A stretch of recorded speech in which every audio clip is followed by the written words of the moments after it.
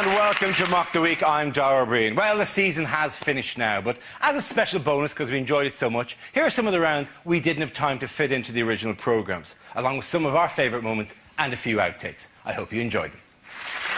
Our next round is called, if this is the answer, what is the question? Here's our big board with the 6 categories. From the categories chosen, I read out an answer and the players have to guess what the question might be. Adam, which category would you like? Transport, please. OK, transport it is. The answer is crazy, loopy and un-British. What is the question? Is it what is Mohammed Al Fayed? Is it what is Prince Philip?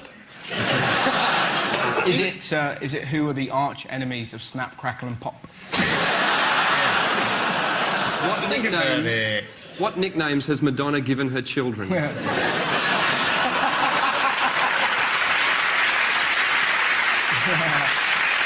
Is it, if you read the Daily Mail, what is everything?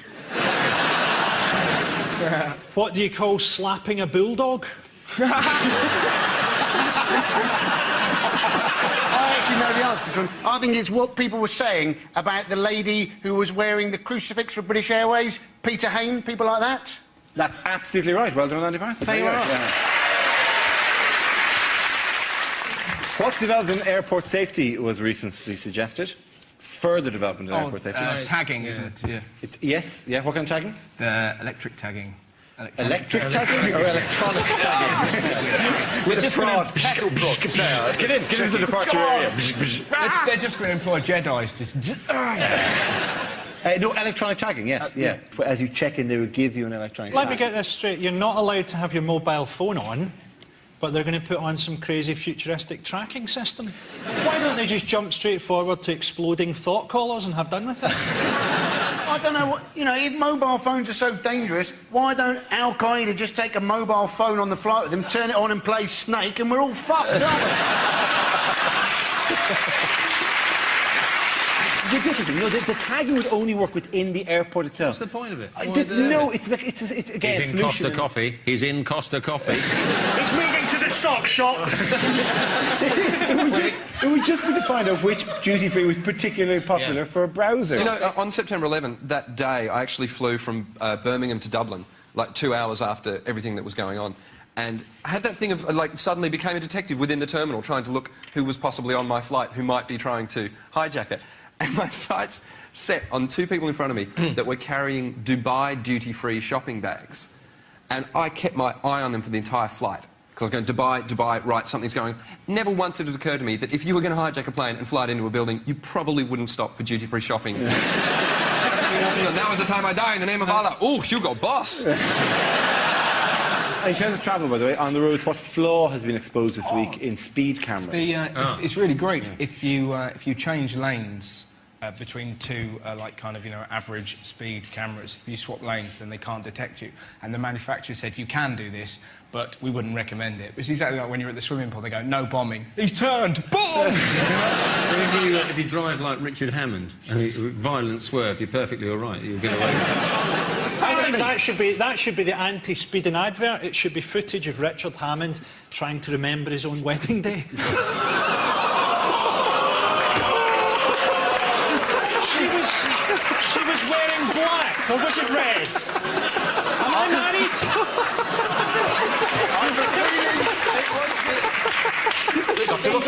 This morning. We're not even like an oblique reference to him, let alone... There's a line in the sand, right? And you can't even see the line in the sand. You're actually out of sand into tropical tundra regions. The sand is so bad. What do you think, then? What is wrong with speed cameras? What's wrong with speed cameras? No. I'm taking a second just to enjoy that particular joke. Who here's had a crash? Anyone? Yeah, I've been in a crash. Yeah. Well, you had the worst one. When I was 17, right, I crashed into a snowplow the only day it snowed that year.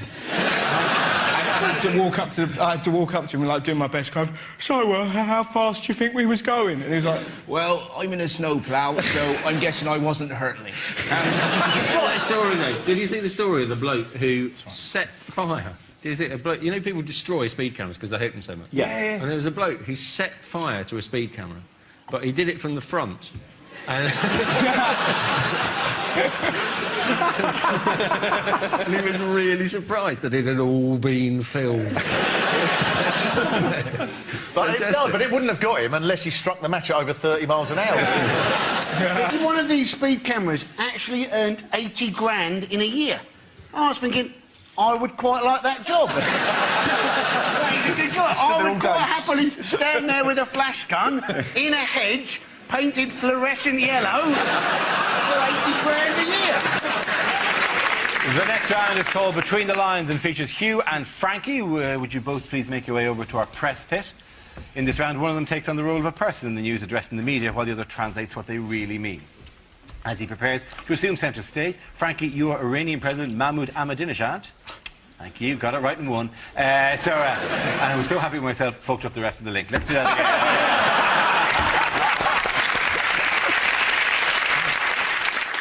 You have to think I'm a dinner jacket.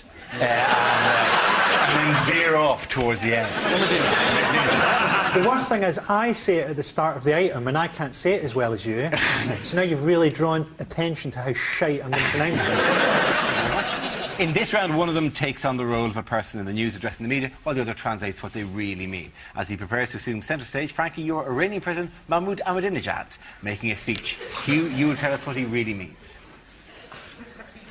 I am Iranian President Mahmoud Ahmadinejad.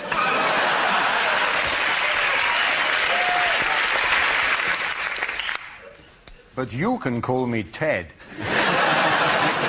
We are developing nuclear power, but our aim is peaceful. We are developing nuclear power, but our aim is Jerusalem. We're developing nuclear power which could benefit the West. Have you considered changing your electricity supply? Iran has been accused of sponsoring terrorism. We do. 50p a mile. The American president is the son of a swine. I hope that one day his body is identified by the teeth marks on my penis.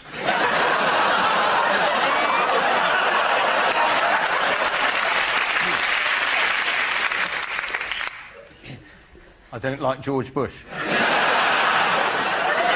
We are a modern people. At night I relax by listening to the Stones.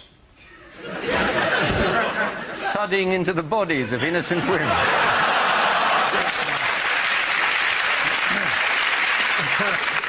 I am opposed to nuclear weapons and would like to see reducing numbers. 5, 4, 2, 1. Very good, well done. Mark Oaten and his wife were back in the news. What excuse did his wife give for his much publicised visits to rent boys? Oh, this was great. She blamed Charles Kennedy. Charles Kennedy was the reason. They must have got really pissed that night. I mean, I've been drunk enough to have a kebab, but never been so drunk that I've turned gay. Did you go to a club last night, Mark? Oh, worse than that. I suddenly became gay. Do you know the crime in Middle England that Mark Oaten committed wasn't actually going with rent boys, it was simply renting. If you're going to go, with a boy, just why not own your own? Yeah, it's dead renting, money. you're just throwing it away. You throw money away. What was Oaten's excuse, by the way? Was it that he liked shagging red boys and he had some spare cash? Wasn't that? Oaten's excuse, wasn't it, was that he'd gone prematurely bald.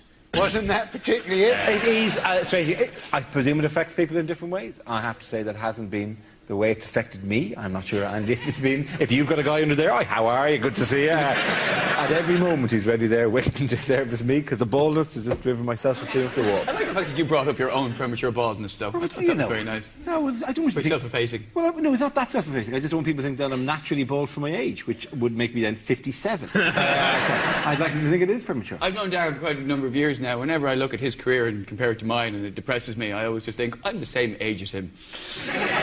And I look at his balding head and I run my fingers through my luscious hair and I go, let him have his own show, I don't care. I've got my own hair. Think of that as you're watching it next week from your sofa. OK.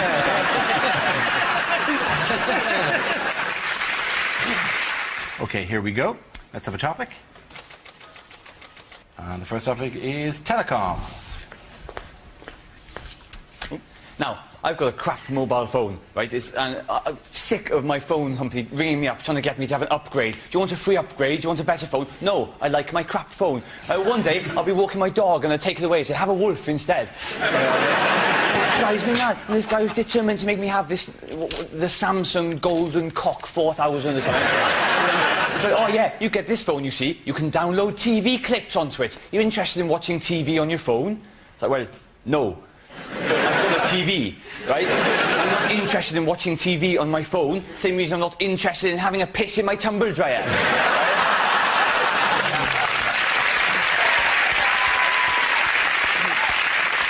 Let's have another topic.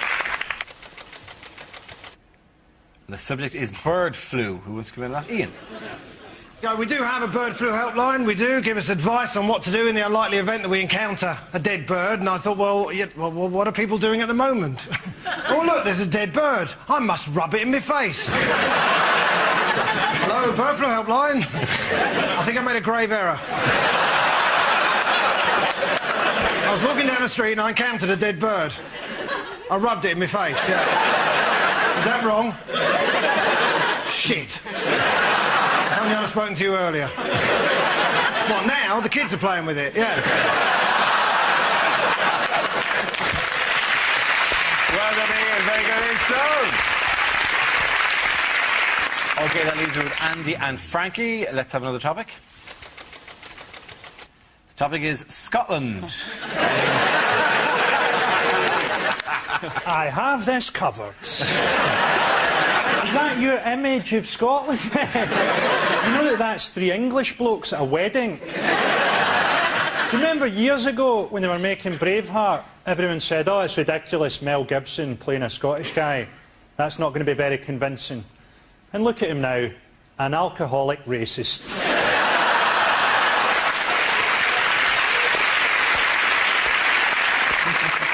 The most Scottish thing I've ever seen, I was going through a town called Bathgate at about 11:30 at night, and there was a guy pissing against the front door. He then took out his keys and went inside. Frankie Royal is OK, let's see what's left for Andy.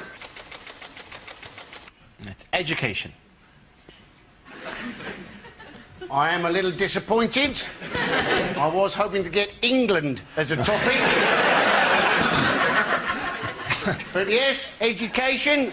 You may have seen that, in fact, our kids are now going to get taught atheism in the classroom. You would have thought that should be a fairly short lesson, wouldn't you? Hello, come in. There is no God. Same time next week. This next round is called Phone In. I'll play the host of a radio phone-in programme, interviewing a top guest in the week's news, played by Frankie, whilst the other performers will play different characters ringing in with searching questions. OK? Welcome back to the show. I'm delighted to welcome my special guest, John Prescott. Hello, Dara. Good to have you here, John, with us. John, Mr. Prescott, of course, you've had a busy summer. How did they find out about your affair, by the way? Well, basically, the woman I was shagging ended up being the flattest woman in Britain. So the newspapers just rang round hospitals asking for women who'd been admitted, claiming that a piano fell on them. Let's open it up to the phone lines. Hello. Line John. 1, please. What's John? his number? Hello. This is Ian from Basildon. Do you mind if I call you John? Yes, I do. Would you be able to explain to me, because I've never really understood, the rules of croquet? Yes, well, basically, it's polo for people who are too fat to get on a horse. Thank you very much. We're going to move over to line 3 there. Oh, I'm line 3, am I? Hello, Mr. Prescott, good to talk to you again. Now, when Tony Blair retires, he's going to be lecturing the world, making a fortune. When Gordon Brown stops being Chancellor, he'll get directorships in the city. What are you going to do when you give up politics? Well, I resent your tone, to be quite honest. I mean, I'm a man of many achievements. For example, I'm a 25-stone man who's managed to shag a woman on a desk and not break it.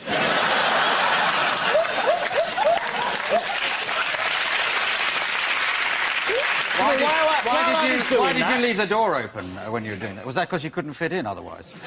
No, it's because there was a mirror just behind the door, and as I was doing it, I caught sight of myself in the mirror and I winked. So what are you going to do when you stop being in politics? I think at 67, I'm probably going to die. On that note, let's go to line 4 here. Yes, hello. Is that Telewest customer support? What unusual cure for alcohol addiction has been uncovered this week? LSD is now a cure for alcoholism, which is going to change the world. I mean, it's going to change tramps. Can you spare any change? I've got a unicorn to feed. Like alcoholics don't talk enough pish already. I'll tell you why your mother left me. Because she was seeing a merman. But LSD was invented by Albert Hofmann, wasn't it? He's the godfather of LSD. Have you heard about him? Yeah. The man who invented the word psychedelic. Yeah, but it was great because during World War II, he self-medicated on acid, went for a bike ride and wrote a diary about it. How fantastic is that? Day 3, the bike has begun speaking to me. Tomorrow, I will make it a bacon sandwich. My accent is still unknown. You know this stuff about, Channel 5 putting women off giving birth, having children. It's not actually. Are you all right? Hospitals. For a man who's been there a couple of times, we're not across the terminology very much here. No. But it's hospitals that have put you off. I had to go last year. I had to go for a colonoscopy. As you did. I did. I had to go for a colonoscopy. And it's a very humiliating thing, having a colonoscopy. And I was lying on the trolley with the doctor and the nurse. It was just us in a sort of small operating theatre, and the nurse had a tube like this with a camera on the end of it. I was sedated, just about to go under, and just as she over the top, I was about to go under, and just as she was about to put the tube where the sun don't shine, she turned to me and she said, "I'm a very good friend of your next-door neighbour." Do you think that next-door neighbour was maybe a euphemism she has for the anus? Is this suit just a touch too green? By the way, yeah. Because it's not a card I've ever really wanted to play over here, the whole thing. Isn't it this?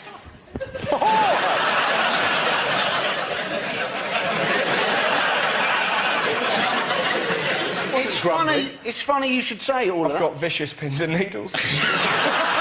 I genuinely have. Oh, God, I'm in genuinely real trouble. Thank God you're not in Romania. There wouldn't be a doctor for miles. This is the sort of British sportsman we've come to expect. Really helped me So, Russell... You're the youngest, Russell. You're that's totally 10, 15 years fitter than any of us here. And you're the one whose legs have both fallen asleep from sitting in a chair.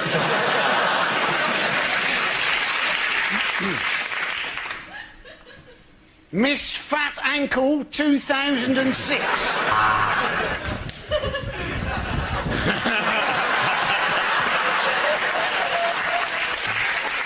You know the thing on Dara's neck? Can you see it there? You mean this? There. Yeah. For the first 6 weeks, I thought that was draining fluid from his brain. It's a stand-up challenge. Our random news generator contains a bank of topics. We spin the wheel, and when it's stopped, anyone can step forward and try to make us laugh about the subject it's landed on. The winner of the team I judge to be able to walk like a human being. Skip or counter or... Yeah. Here we Just go. put your foot out. Oh, cheers. Stretch it. Just stretch it. Go on, Andy. What are you doing to me? That should do it. Yeah. If I ever get famous, this photo's going to get taken and there's going to be a caption near it. Man gets bummed by ghost while 2 people help. Do you know what would be good if I didn't do during this week's opening bit? If I remembered, which anyone who saw the show last Thursday, that the camera is already rolling before it comes to me, so I shouldn't dance along to the music like I it has me go. We now play a round called Newsreel. We'll play in a recent piece of news footage featuring some of the world's major figures and ask Hugh to provide a commentary. OK, Hugh, this week you'll have a royal theme. Here we go. Oh, here comes Her Majesty the Queen, resplendent in a curtain. walking past one of the many Coke machines she's decided must be installed in Buckingham Palace. The Duke of Edinburgh, very fond of impressions. That was a dirty old man. Oh, the line-up. Of course, the point of these is to meet foreign dignitaries. That's President someone or somewhere with suspiciously dark hair for a man of his age. Tony Blair, of course, will at this stage urge the Duke of Edinburgh not to insult the many dignitaries or be racist with them. There he goes. He's saying they may be foreign, but that doesn't make them bad or wrong. Who's next? Oh, it's Gerhard Schroeder. Another man with suspiciously dark hair. Of course, he doesn't use hair dye. He's never gone grey, in spite of his age of 107. The moment coming, Prince Philip's going to meet him. Will he be able to stop being racist? No.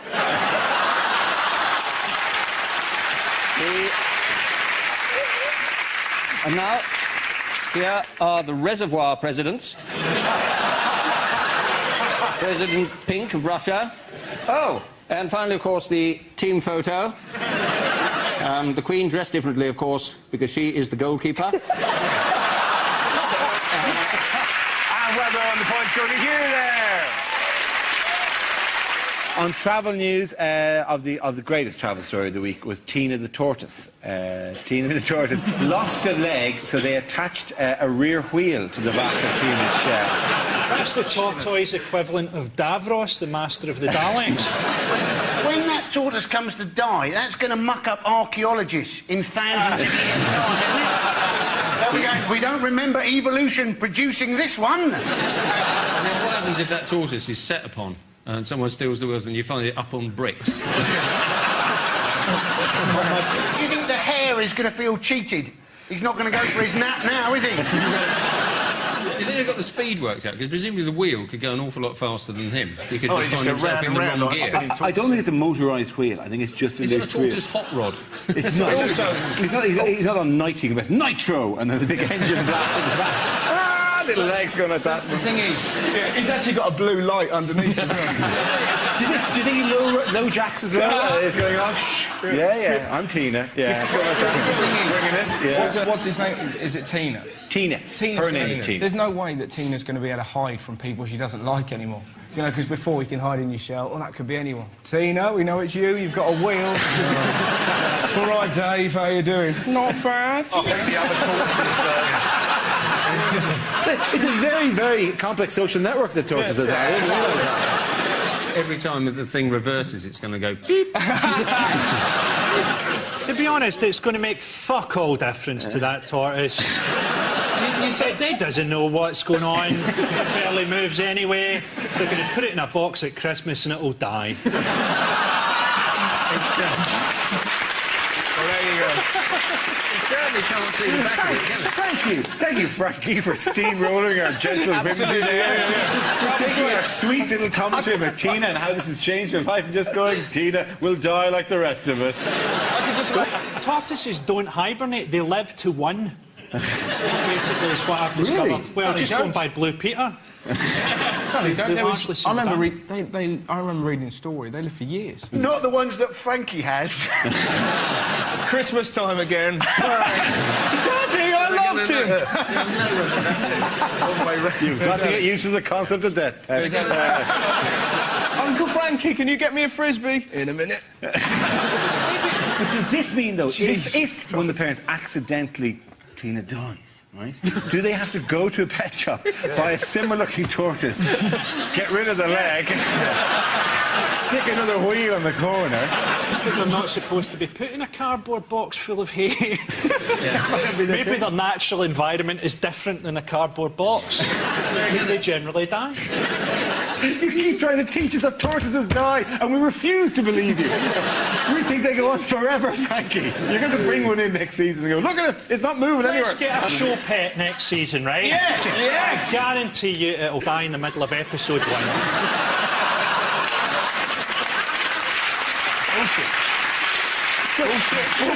You should have, like, I should say, and by the way, before we start headlines, round 1 of the first series, I'd introduce you to the Mock the Week giraffe, who'll just be wandering around the studio randomly for the rest of the season. Hello, Necky.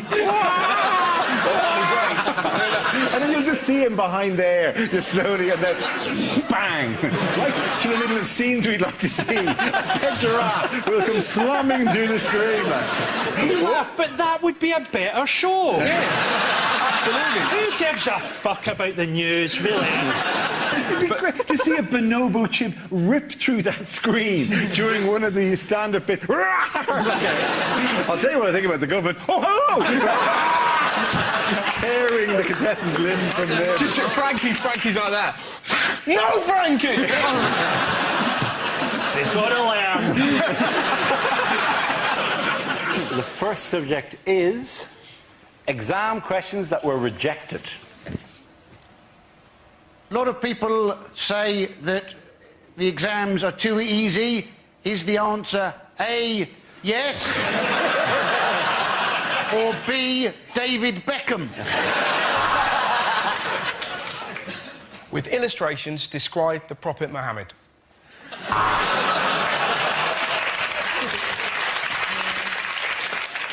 A Virgin train is travelling at 120 miles per hour between London and Manchester. What time will it be cancelled? All PE teachers are paedophiles. Discuss.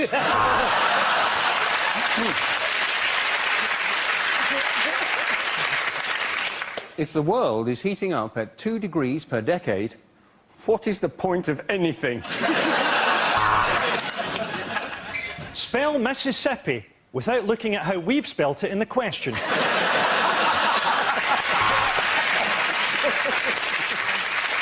Two cars are speeding. One is being driven by a black man. Which one will be stopped? Do you think kids spend too much time with their PlayStation? Answer cross, triangle, circle or square. Tick the box A, B or C to receive the grade A, B or C.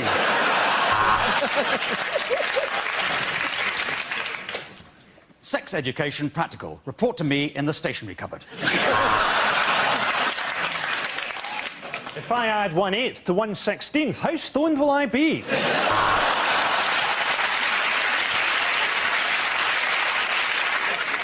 Can you master this phrase? Do you want fries with that? Very good. Let's move on to the next topic. Famous last words. Stingrays love foreplay.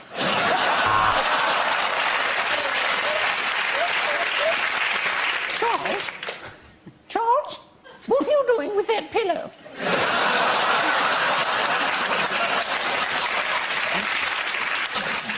I'll bet you I can jump that ticket barrier. No, don't shoot me! It's Yoko you want! The funny thing is, the closer it gets, the more it looks like a piano. Oi, Zidane! Your mum's a slag!